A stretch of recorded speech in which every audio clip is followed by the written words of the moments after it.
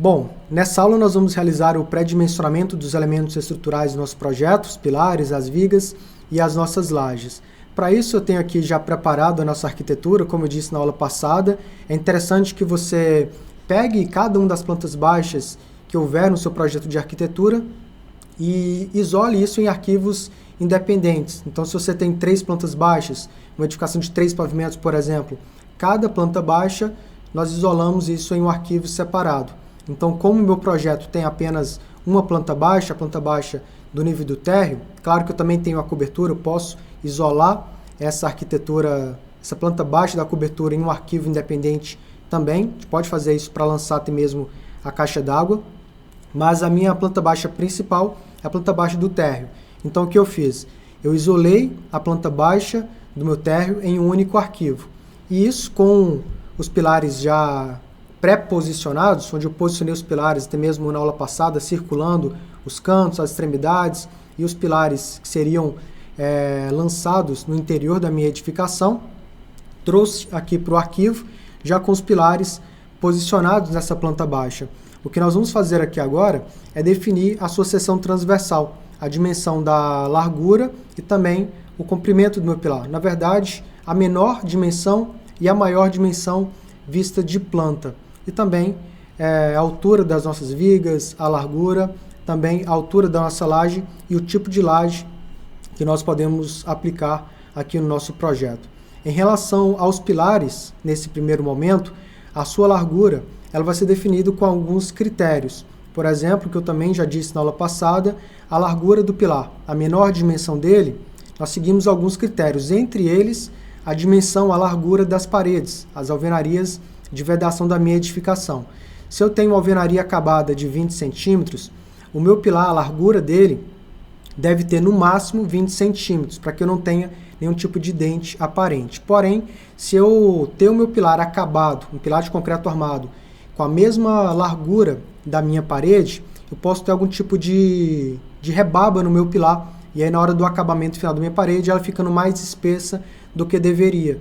Então, por isso é interessante você trabalhar com a menor dimensão do pilar, pelo menos 1 centímetro a menos em relação à largura da sua parede. Ou seja, se eu tenho aqui uma parede acabada igual a 20 centímetros, o meu pilar, a sua menor dimensão, vai ser igual a 19 centímetros, descontando meio centímetro de cada lado.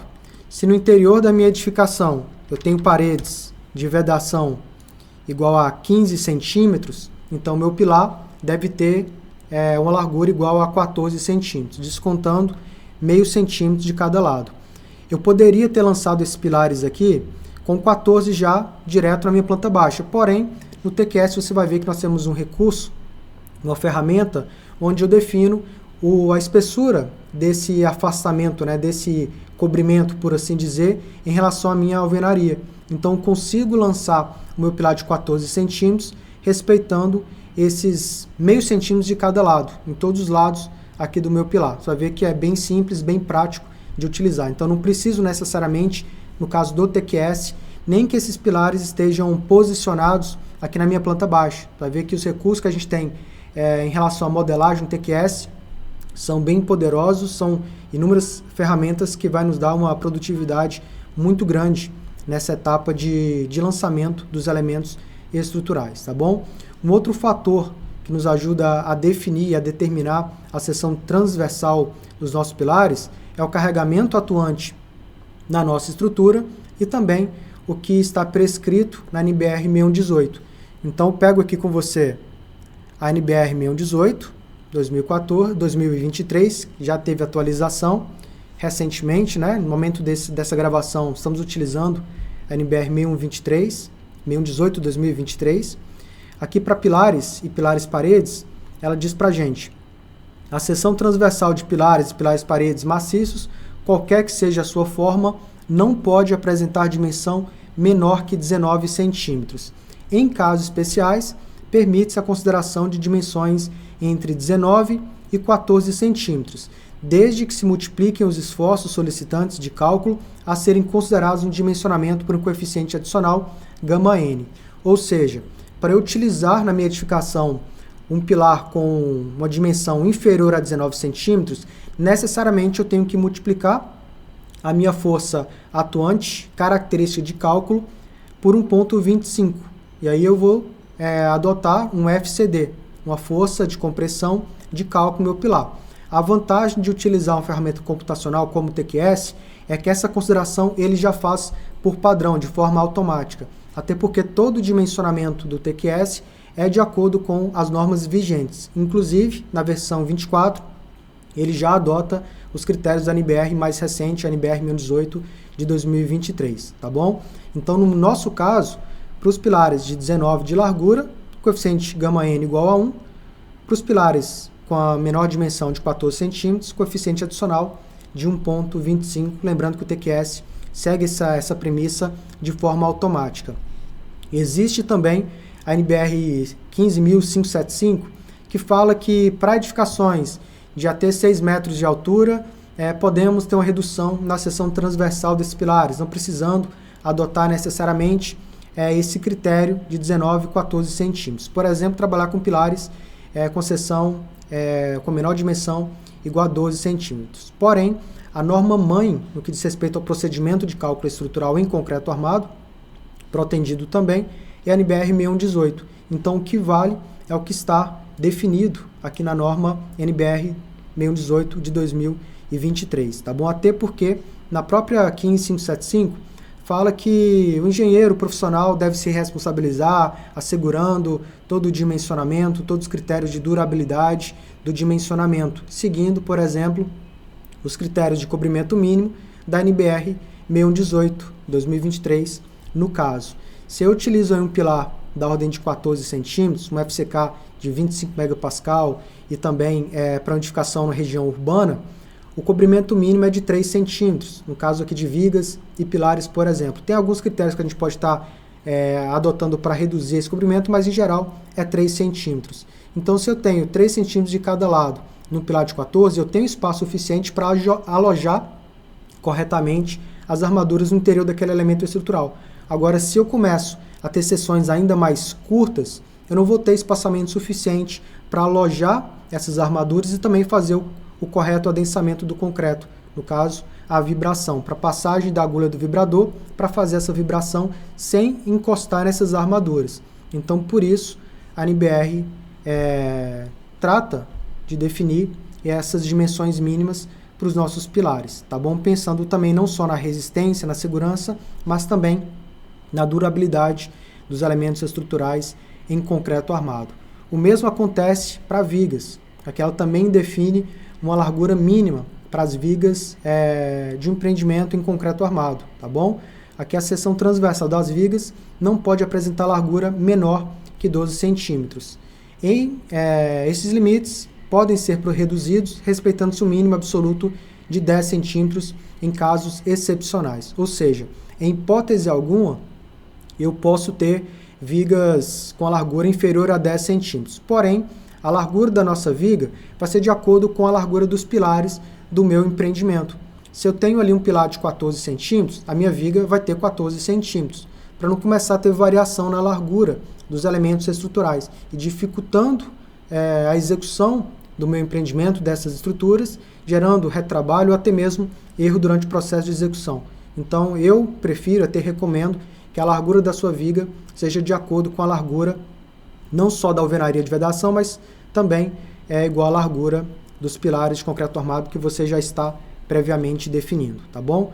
Em relação às nossas lajes, aqui ele fala para as lajes maciças, as dimensões mínimas para determinados tipos de situações e aplicações, e também os coeficientes adicionais de acordo com a sua laje. No caso aqui para lajes em balanço, ela também trata dos coeficientes adicionais, tá bom? Antes de vir aqui e definir que é a laje maciça, nós vamos realizar um pré-dimensionamento, porque por edificação como a que nós estamos desenvolvendo, o projeto estrutural, pode ser que a laje maciça seja um tipo de laje, talvez, que nós não precisamos utilizar para aquele empreendimento, seja mais do que realmente o necessário. Talvez uma laje treliçada, por exemplo, que é mais convencional, uma laje leve, seja a melhor opção para o nosso empreendimento. Nós vamos definir isso ao realizar o pré-dimensionamento das nossas lajes, tá bom? O importante é que aqui na página 73 e 74 da NBR 618/2023 você encontra os valores mínimos, no caso de um pré-dimensionamento das vigas, pilares e lajes do seu empreendimento, tá bom? Entendido isso, voltando aqui para o AutoCAD, nós já fizemos aqui essa predisposição dos pilares, onde eu já posicionei os pilares seguindo aquele critério que eu já comentei na aula passada, seguindo pelos cantos, depois pelas extremidades e por último posicionando os pilares no interior da edificação. Então ficou assim a nossa pré-concepção, ou primeira concepção dos nossos pilares aqui do nosso projeto, tá bom? Para encontrar a maior dimensão do pilar, de cada um dos pilares aqui do nosso empreendimento, nós precisamos realizar um outro pré-dimensionamento. O primeiro eu já fiz, que foi para definir a menor dimensão dele. Como eu falei, seguindo a arquitetura, a alvenaria de vedação é um dos critérios. O outro critério, a dimensão mínima de pilares é de acordo com a NBR, 14 centímetros o mínimo. No caso, para as paredes internas, pilares internos, 14 centímetros de largura, os externos, 19 centímetros. Lembrando que, em hipótese alguma, a seção transversal dos pilares, a área da seção transversal, pode ser inferior a 360 centímetros quadrados. Então, se eu tenho aqui um pilar de 14 centímetros, a maior dimensão dele tem que ser, no mínimo, igual a 26 centímetros. Ou seja, 14 vezes 26, eu vou ter aqui uma área da minha seção transversal igual a 364 centímetros quadrados, maior do que o mínimo estabelecido pela NBR 618/2023. Então, posso utilizar esse pilar com essa seção transversal, tá bom? Agora, se vem aqui e utilizo um pilar de 14 por 25, por exemplo, a seção transversal, a área da seção transversal ficaria menor do que o mínimo. Então, de acordo com a norma, não posso utilizar esse pilar com essa seção transversal, ok? Entendido isso, vamos aqui já para um outro arquivo, onde eu também já preparei para realizar esse pré-dimensionamento. Aqui, para realizar o outro pré-dimensionamento, para encontrar a maior dimensão do pilar, o que nós fazemos? Tem várias bibliografias, tá, que você pode encontrar vários tipos de metodologias diferentes para realizar esse pré-dimensionamento. Numa edificação térrea como essa, se você está começando a fazer projetos estruturais, é importante que você entenda como é feito o pré-dimensionamento. Agora, se você já é um engenheiro mais experiente, já tem um conhecimento mais avançado, acredito que quando você bate o olho para edificação como essa, você já sabe que para pilares, vigas, suas lajes vão ser seções mínimas. Então é o que eu vou aplicar no empreendimento como esse, porque eu sei que os esforços são pequenos. Então não gastaria tempo realizando um pré-dimensionamento como esse que eu estou mostrando para você, para um empreendimento exatamente como esse, ou desse porte, tá bom? Mas explicando um pouco da teoria, o que eu faço para realizar esse pré-dimensionamento, em outros tipos de projetos, por exemplo, é traçar o posicionamento dos pilares, né, o eixo dos pilares, pelo menos, e assim traçar essas linhas de eixo a eixo dos pilares que eu lancei nessa primeira concepção estrutural do meu empreendimento. Então repare que eu tenho uma linha passando pelo eixo desse pilar aqui do canto, até o eixo desse outro pilar, passando pelo eixo desse terceiro pilar e o eixo desse quarto pilar. E assim eu sigo fazendo para todos os pilares e vigas aqui desse meu empreendimento. E aqui você vê essas linhas brancas já separando os retângulos, né, onde seriam posicionadas as lajes desse meu edifício, dessa minha edificação, ok? Depois, um outro critério que eu utilizo para definir a área de influência, que é justamente a área que cada uma dessas lajes vão aplicar um carregamento direto sobre esses pilares, ou pelo menos espera-se que essas lajes exerçam esse tipo de esforço, esse tipo de carregamento atuando nos pilares internos da minha edificação. Lembrando que esse pré-dimensionamento pode ser feito para cada um dos pilares, ou então de forma mais direta, simplificada, você considerar os pilares internos, que é justamente os pilares mais carregados. Só que eu tenho que ter um cuidado. Nem sempre os pilares mais carregados são os pilares que vão sofrer maiores esforços. Lembrando que os pilares centrais estão submetidos predominantemente à compressão. Porém, um pilar de concreto armado não está submetido somente à compressão, mas também à flexocompressão e à flexocompressão oblíqua, que é o que acontece nos pilares de canto, onde eu tenho momentos fletores em X e em Y. Agora, em termos de carregamento, em termos de carga vertical, os pilares centrais são os pilares mais carregados e muitas das vezes são os mais críticos em relação à minha arquitetura. Por exemplo, eu não posso trabalhar com esse pilar aqui com a largura maior do que eu tenho de alvenaria, senão eu vou ficar com dente. Ou, de repente, tendo que aumentar a largura da minha parede para esconder o dente desse pilar, essa sobressalência, né, que pode gerar, dependendo aí do meu dimensionamento, e perder, de repente, um espaço significativo na minha edificação. Principalmente se já for edificação com área pequena, tá bom? Então tem que ter esse cuidado. O que eu vou mostrar para você aqui é um pré-dimensionamento dos pilares centrais. Então o que eu fiz? Tracei essas linhas de eixo a eixo dos pilares e depois eu considero o centro de cada um dos vãos em relação ao pilar que eu estou pré-dimensionando. Se eu estou pré-dimensionando esse pilar central, eu vou pegar 50% do comprimento desse vão. Então eu tracei aqui uma linha e achei o centro dela nesse ponto. Tracei uma outra linha desse eixo até esse eixo desse outro pilar. E aqui eu tenho 50% desse vão, eu tenho a minha área de influência formada por essas duas lajes. Essa aqui de cima e essa outra aqui de cima. Se você quiser comprovar isso aqui, você pode traçar uma linha. Vou traçar aqui para você, fica mais fácil, né? Até o eixo aqui. E desse eixo ali eu tinha lançado uma linha só. Desse pilar aqui de cima até o pilar lá de baixo. Então tracei aqui duas linhas. Tenho aqui o comprimento desse vão, comprimento teórico, de eixo a eixo. Pode observar que essa linha sai exatamente no eixo desse outro vão aqui. Ou seja, o que eu fiz nada mais é do que considerar o comprimento teórico do pilar que eu estou dimensionando, pré-dimensionando, até o outro pilar. Depois o comprimento teórico desse pilar que eu estou pré-dimensionando, até o pilar de baixo, e pegar 50% de cada um dos vãos. E assim ter a minha área de influência. Faço isso tanto desse pilar que eu estou pré-dimensionando para o vão de baixo, quanto dele para o vão de cima, quanto para o vão da esquerda e para o vão da direita. Basicamente nos 4 lados do meu pilar. Sempre considerando 50% de cada um dos 4 vãos em relação ao pilar interno, tá bom? Fiz isso aqui e calculo a minha área. Então pego o comando de área aqui do AutoCAD, tracei esse retângulo para ficar mais evidente essa minha área de influência, quanto que essa laje descarrega sobre o meu pilar, ou cada uma das 4 lajes, né, que está em seu contorno.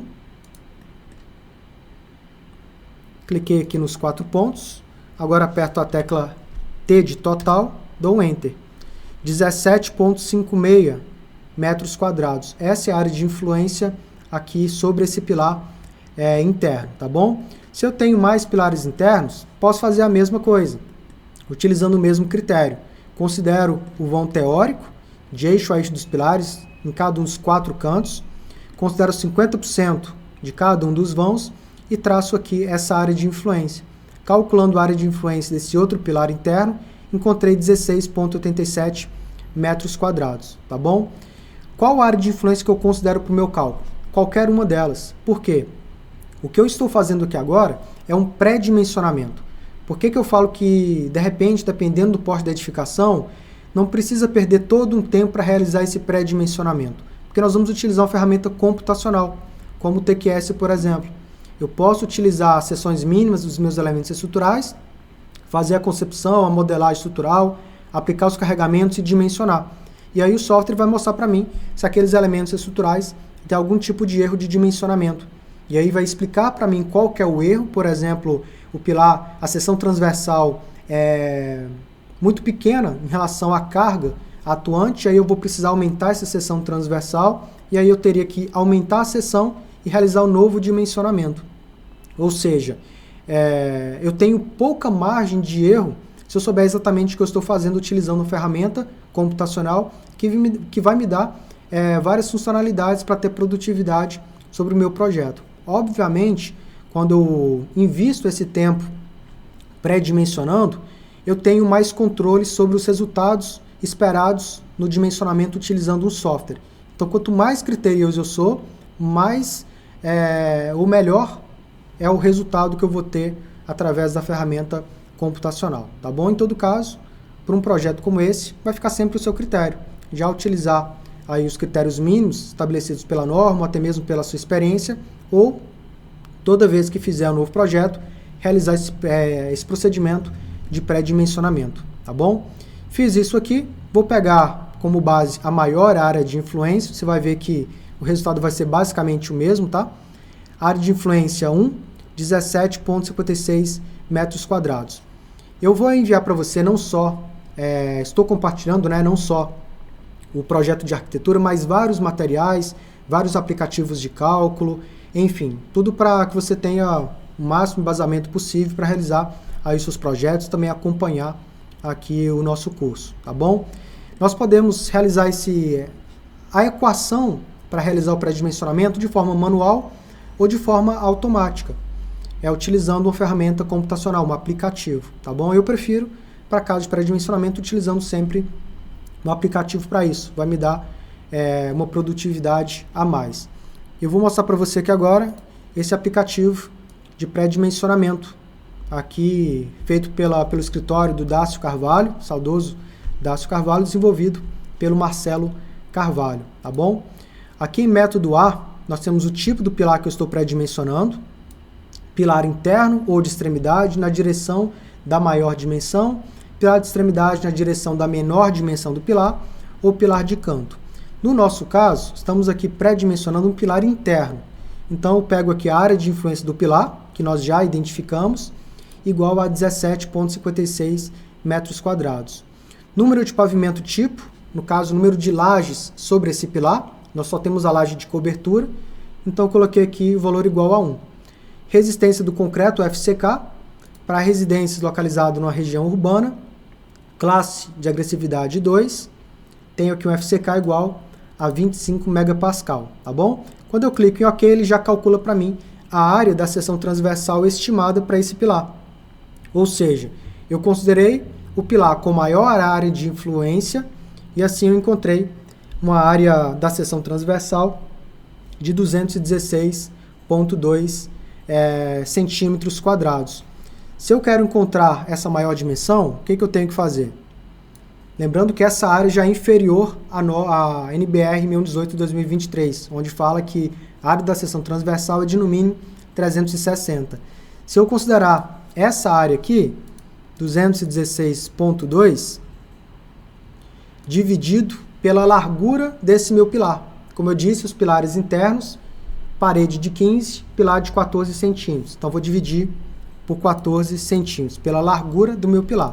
Isso aqui vai ser igual a 15,44 centímetros. Ou seja, o meu pilar poderia, hipoteticamente, ter uma seção transversal da ordem de 14 por 16 centímetros, aproximadamente. Porém, vai contra o que determina a norma em relação à sua área quadrada.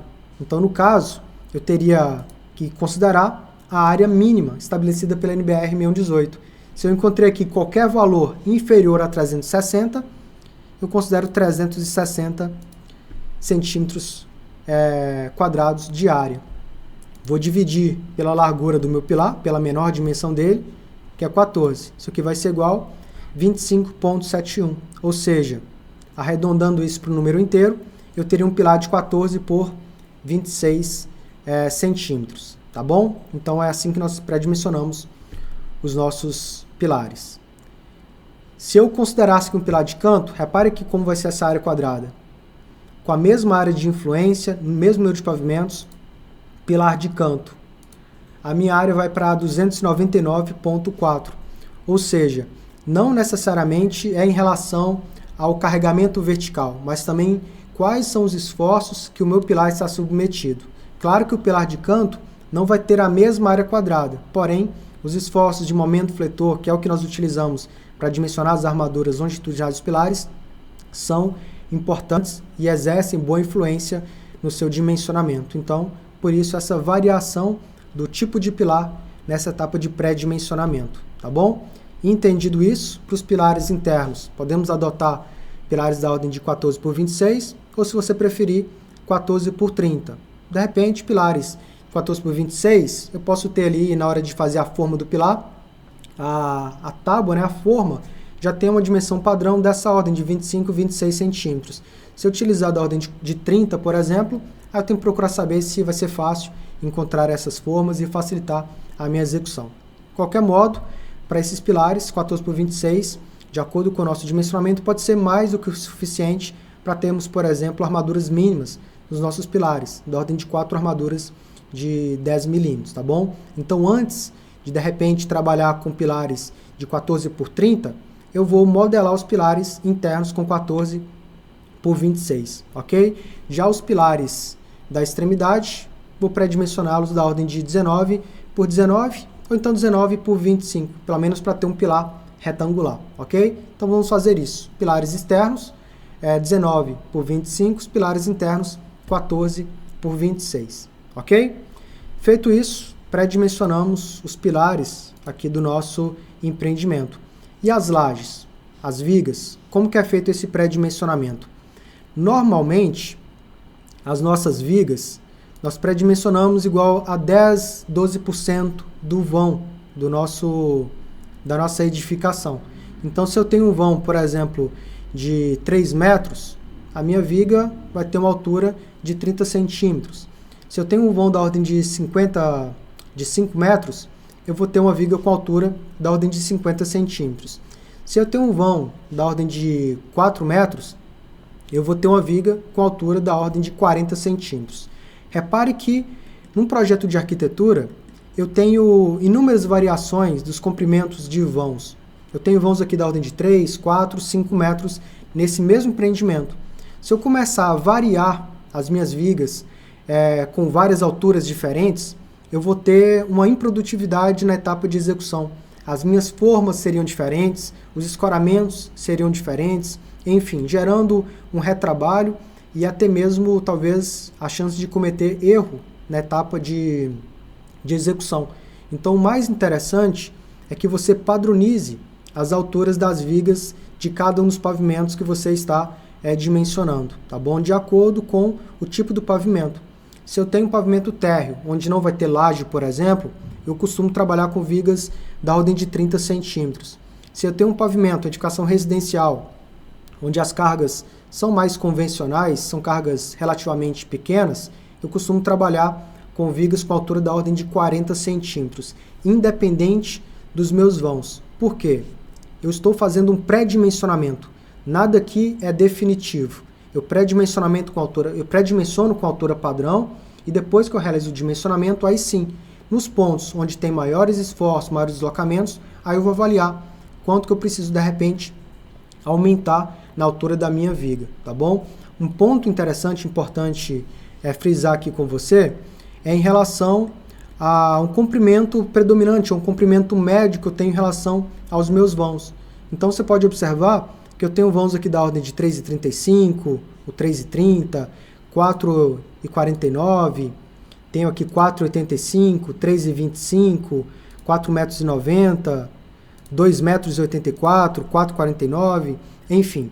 Eu tenho uma variação, porém é fácil, até mesmo no olho, encontrar uma variação média em relação ao comprimento de cada um dos vãos.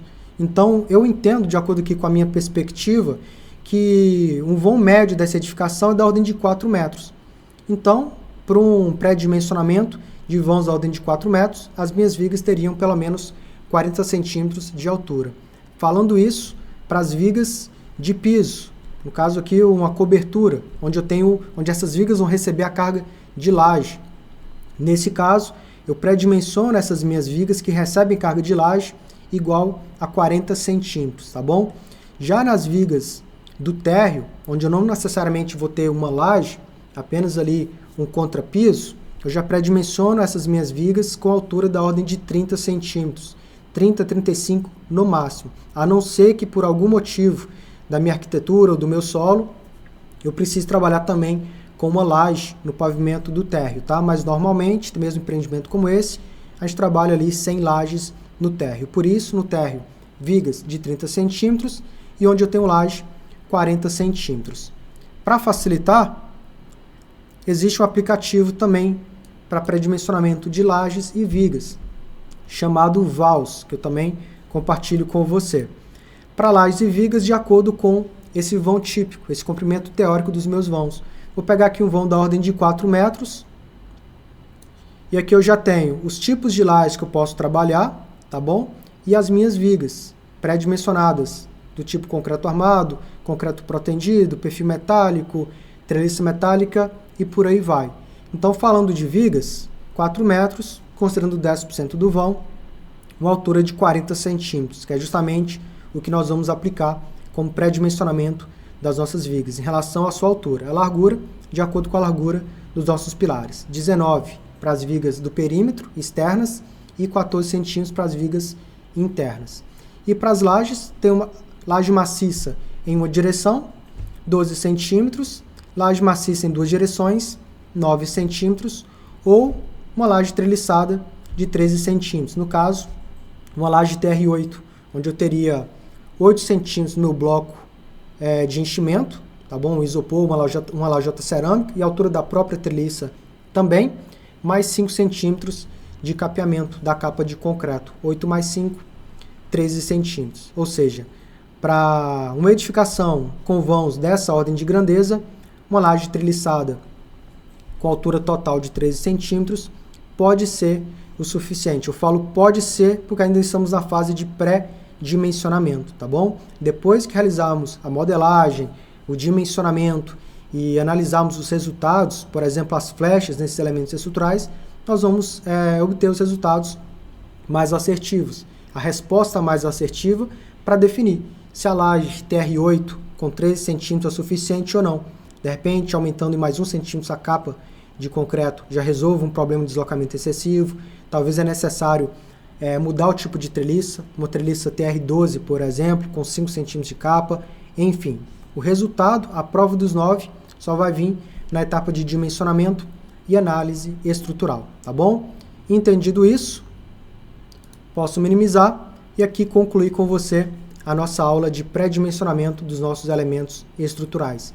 Recapitulando, pilares internos 14 por 26, pilares externos 19 por 25, vigas 14 por 40, 19 por 40 para as vigas da cobertura, para o térreo, vigas 14 por 30 internas e as externas no perímetro 19 por 30, tá bom? E as nossas lajes, laje treliçada do tipo TR8 com 5 centímetros de capeamento, ok? Na próxima aula daremos continuidade, já dentro do TQS, apresentando para você o sistema TQS e dando os primeiros passos para criar o nosso edifício e começar a nossa modelagem logo na sequência, tá bom? Forte abraço e até lá!